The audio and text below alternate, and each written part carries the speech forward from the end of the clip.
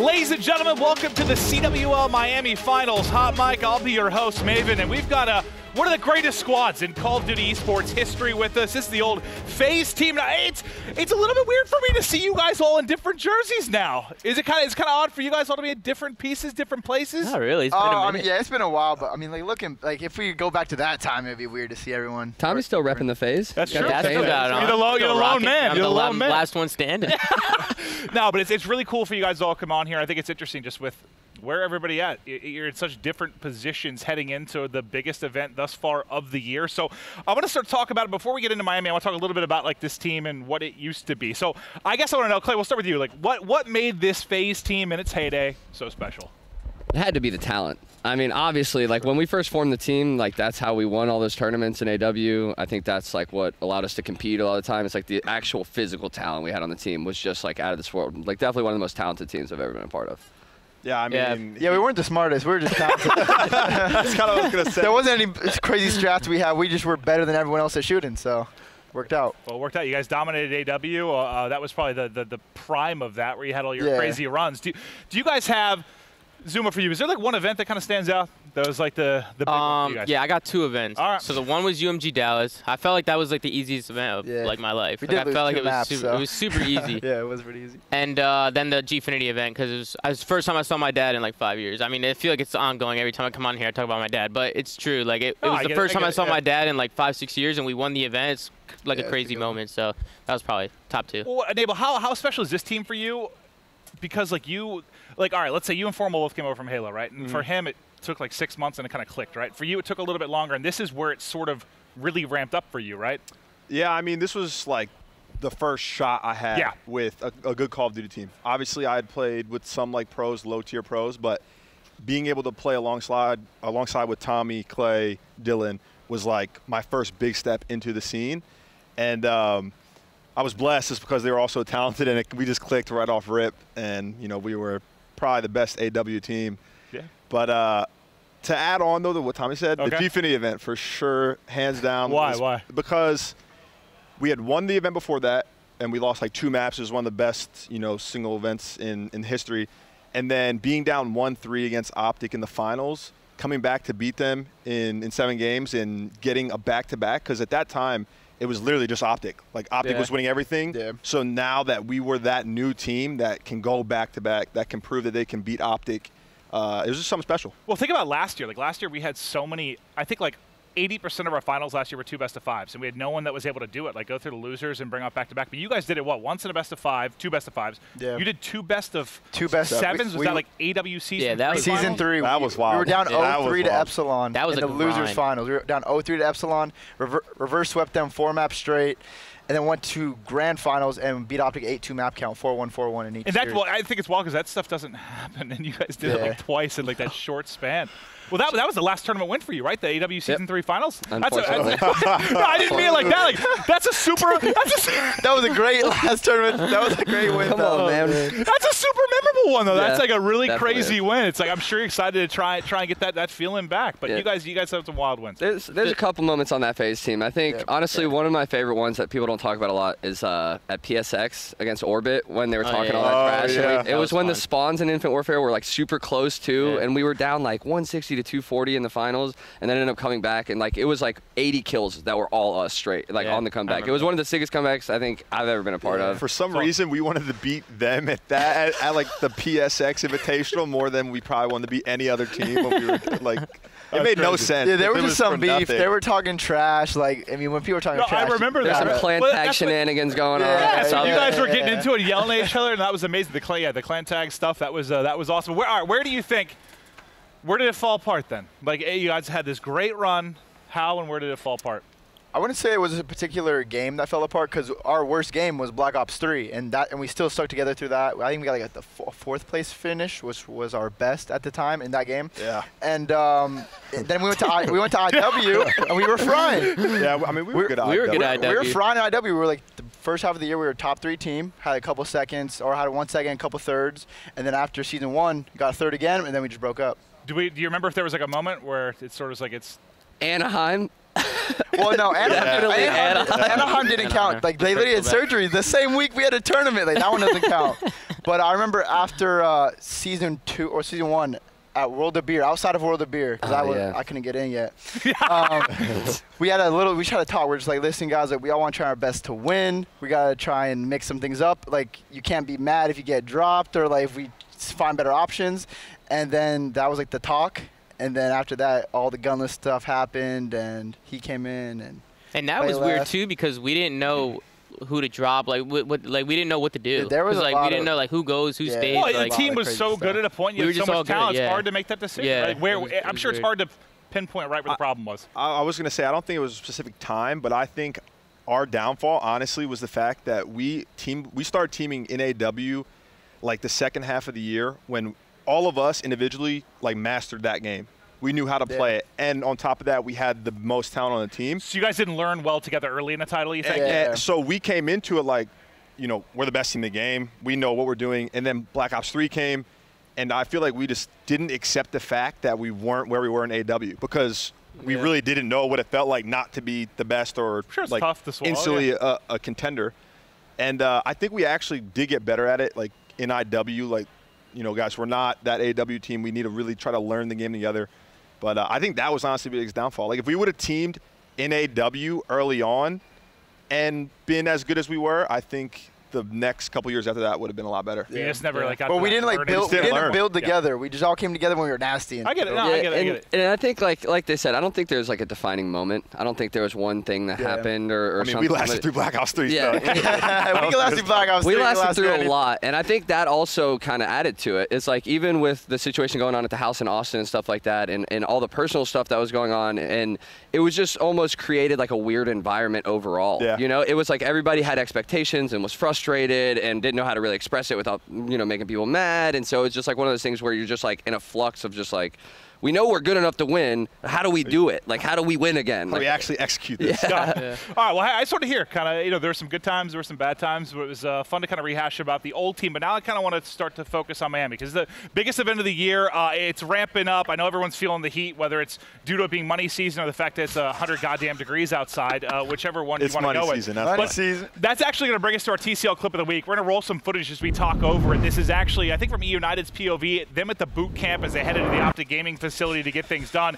And we're just going to kind of talk through this. I want to talk about the pre-LAN. So first I want to hear from the POV of Clay and ZooMaa, who were there competing at that. ZooMaa, for you first, thoughts overall on how everything went at the pre-LAN? I thought it was really good for us. Obviously, we had, like, you know, 4 of the top 5 teams, in my opinion, there. So just to play against that competition, especially for the young guys on the team like Asum and Celium, just to play against competition like that consistently, I think it just helped them get their routes down and you get them some confidence coming into Miami. So I was excited to play there, and everything was cool. The headquarters was amazing. Hector treated everybody super well.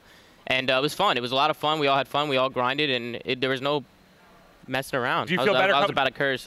Do you feel better coming out of it as a team? Oh, 100%, 100%. We definitely went there. We learned a lot. We were playing really well, and we're just excited to get going and start playing. Awesome to hear from the face side. Clay, what about you? Yeah, I mean, these boot camps can always be kind of a double-edged sword, and I think all the pro teams realize that now. I mean, 100 Thieves didn't want to come because at a point, sometimes you're not helping your team so much. You end up helping the other teams that you're playing a lot. Like, if you're ahead, you don't want to, like, help them get ahead, you know? Well, I think I heard, like, LG, like, wanted to go, but then they weren't allowed to because, yeah, if I was you guys, that'd be a team I wouldn't want to improve. For sure. And so we grinded. Like, this is probably the most we've grinded at boot camp. It was only 2 days that we played, and so we made sure we were playing every team once. And so that's 9 maps. You're playing, like, 28 maps in a whole day. 27 How the hands feeling? Dude, they were talking. We were literally talking about that because Simp was complaining about his back and is like, give it 3 or 4 years. Like, me and Clay were like, your hands are gonna be chalk. I'm sitting there with heating pads on my wrists and stuff. Like it was one of those things, and I think it did improve us. Like Tommy was saying, just getting those reps in, especially before a tournament on LAN against some of the best teams in the world. Especially Optic was like changing some stuff up, and so to get some practice against them in their new roles and specialists and all that was interesting to see. And I honestly think every single team there got better. Yeah, like the map counts were so close every time. It was like 4-3, 3-4, 4-3, 3-4, or like whatever it was, just like back and forth, back and forth, back and forth. I think the last day Gen G got kind of smoked a little bit, but all the rest of the teams were splitting well. It's funny to hear that because whenever we, like Joe and I will talk to people, we'll ask players, we'll ask Teep, we'll we'll talk to people that are involved, and everyone always says, like, yeah, it went well. I'm like, somebody had to lose. Like, you guys didn't go 50-50. Like, somebody had to lose. So I mean, hopefully for them, I mean, they've beat us the last few times we played them on LAN, so I'm sure they're just saving their ass whooping for LAN, huh? Could be. Now, I want to hear from the other side of this. So, Enabled Attach. So you, Enable, you weren't there, obviously. It's a little bit different. Your position's obviously where you are. You're the best team in the game. So that was your choice not to go to the pre-LAN? I mean, they probably weren't going to invite us regardless, but if we did get an invitation, yeah, we would have declined it for sure. For what he said, just helping other teams kind of thing? Yeah. I mean, we went to the one before Fort Worth, obviously, when we were kind of in a different spot, and it was great. I think, you know, every team there got better, but to be honest, it wasn't close like he was saying. Like, we basically bodied everyone before Fort Worth at that pre-LAN, and we felt like we didn't really learn anything. So for us, if we would have gotten invited, we didn't want to go because we wouldn't want to teach things, but also if we went and tried to play without teaching things, it would have just made us worse. It would have put, like, we would have been doing things that we know are incorrect, but we just don't care. So that's just going to get us in a bad mindset. But does it worry you at all from the outside looking in, seeing 4 of the top teams all grinding and competing and getting better right before this event? It's not like they weren't playing. Yeah, I mean, I would say because of the recent SOG buff, maybe a little bit because, you know, I don't know how well it plays on LAN now where they have more experience with that. Especially, I guess you could say, since Optic switched their roles up, so they might know if Optic is playing different than they have in the past.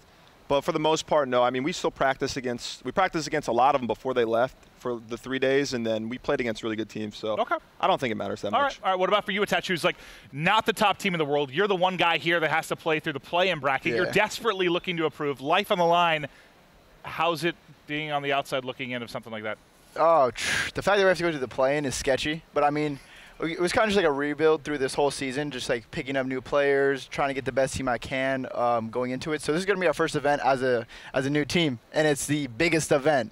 So it's going to be good. But I feel like we've got some really good practice, and adding accuracy to our roster made it a lot more structured for it. And we played against 100T a lot online. We were scrimming them a ton, so I think it's going to help us a lot going into this tournament. What's your mindset between it being like a single LAN play-in tournament? Like, are you seeing it any differently, or is it like? Hell yeah. I'd be stressed. No, the way I see it, honestly, the play-in is sketchy. Like, the play-in's going to be like, oh, my God, it's a one and done. We can't lose. But once we get to bracket, I'm just going to be chilling. And then it's like, okay, we just play all these teams in bracket. All of a sudden, you lose a 6-5. Play-ins are sketchy. But the bracket, I'm like, if we make it to bracket, I'm going to be bullying. Well, you guys have basically transitioned right to my next topic. So you are the lone guy here that has to go through the single limb gauntlet, which is terrifying.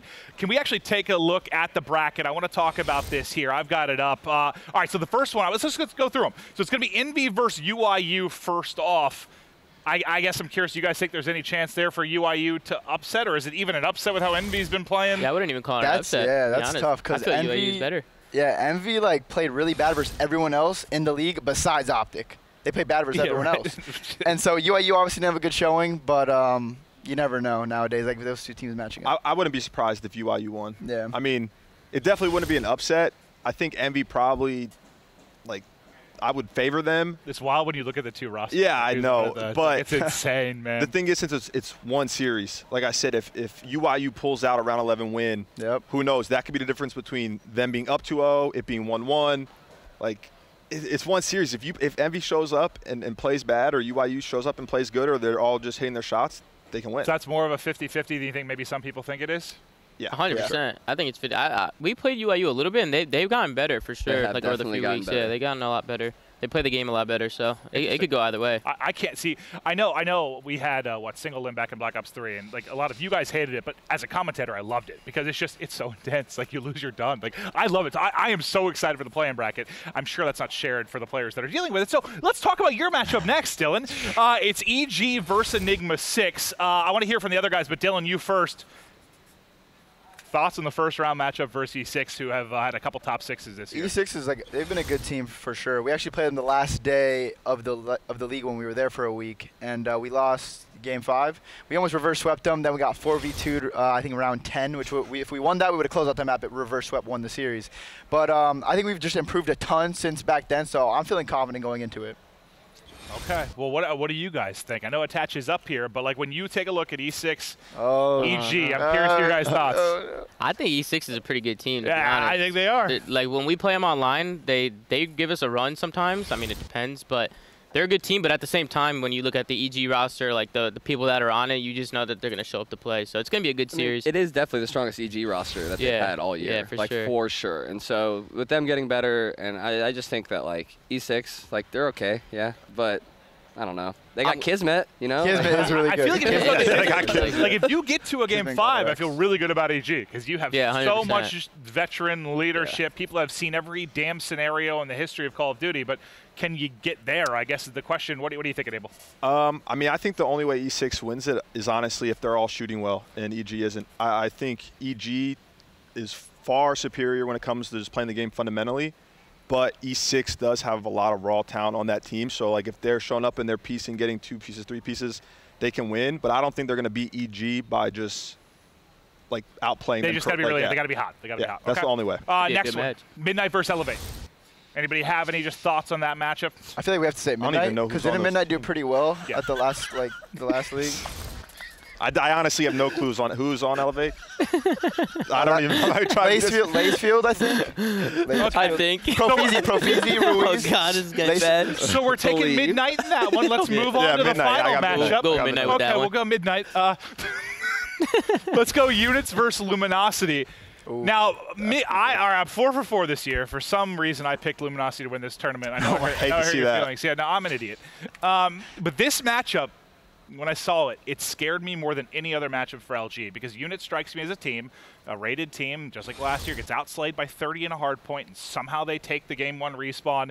Like, who do you guys favor? I think Units could very easily beat LG. I'm going LG, but... Yeah, I think LG is supposed to win it. Like, everyone sees them winning it, but Units is a team where we played them, and they played really well. Like, and Josiah slacked. He does not have the best rep playing against Euros. He doesn't. So that is true. He does play really he doesn't play bad, but like they just lose all the time. I was kind of giving that team a little bit of shade on like the Crowder Hours podcast that I was on, and wait, Units or LG? Units, because like I didn't really know who like Cammy was. Like I'd never heard that name before. Rated had never seen him play the game until they teamed, so you're okay. Okay, but after watching him, that kid's really good. No, he's actually got a really good shot, and so it's like that could be one of those sleeper teams that everybody's like, oh, it's like they don't even have an org, you know, whatever, and then they just come out and fry them, and they're like, oh crap, they're actually really talented. All right. Well, I guess would you say is there anyone else for the 3 teams that are already in the play-in bracket or playoff bracket? Is LG the team you're probably most fear coming out of this, just from a talent perspective? Or is there somebody else you think has a better chance to make some noise?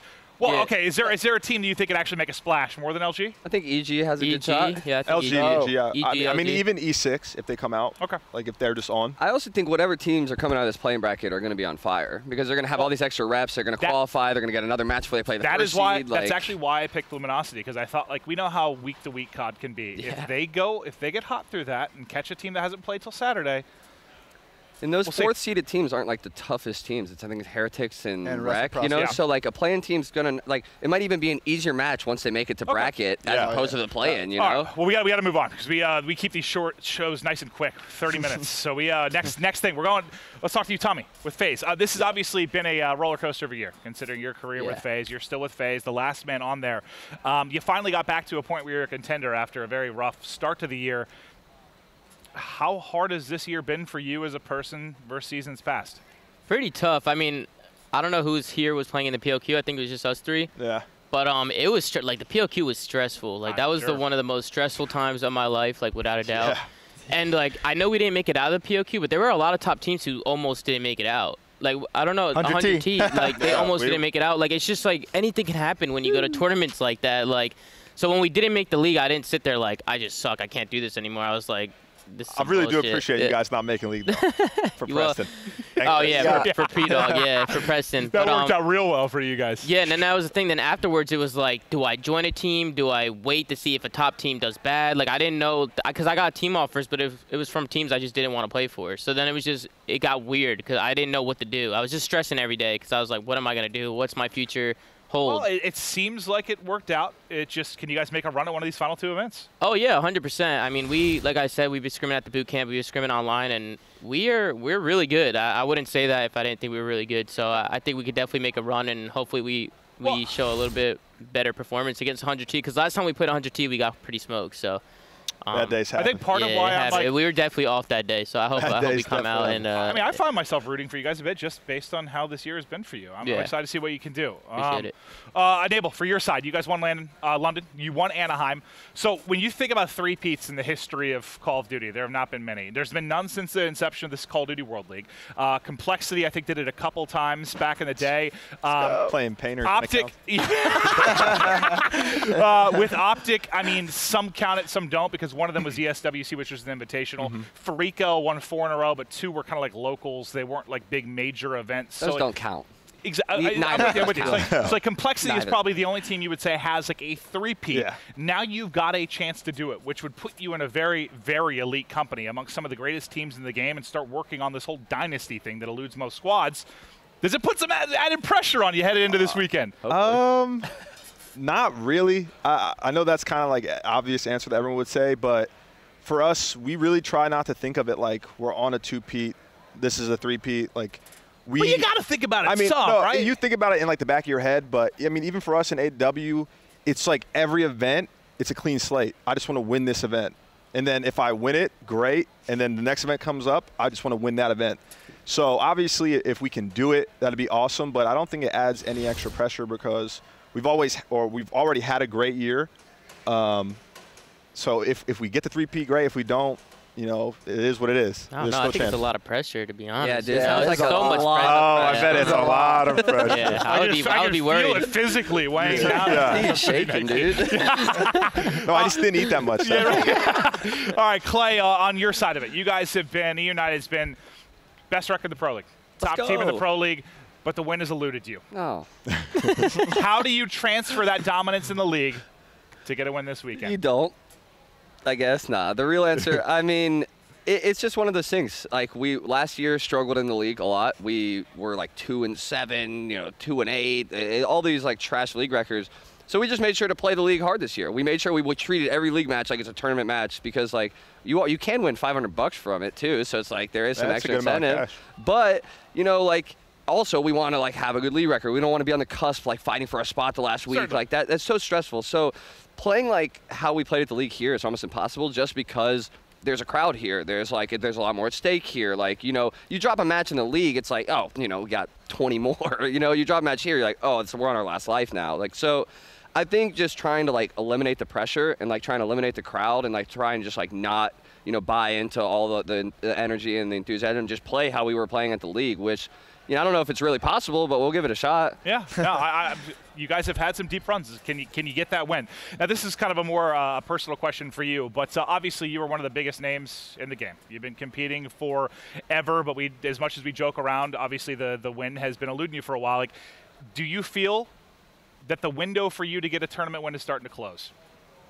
When you put it that way, it sounds like really bad, like it sounds like how many days has it been? It's been a while, dude. It's 1,500. How long till season 3? How long ago was that? But for me, I'm just curious. Like do you think about that or not really? Yeah, I think about it. Like, I definitely understand I'm the ceiling right now. Like, I understand that, like, I'm kind of setting the limit to, like, who can still play at what age you can. And I know that, like, especially with how my body's reacting to everything now and, like, even just my hands and stuff like that, like, I see it deteriorating. Like, I see physical slowdown.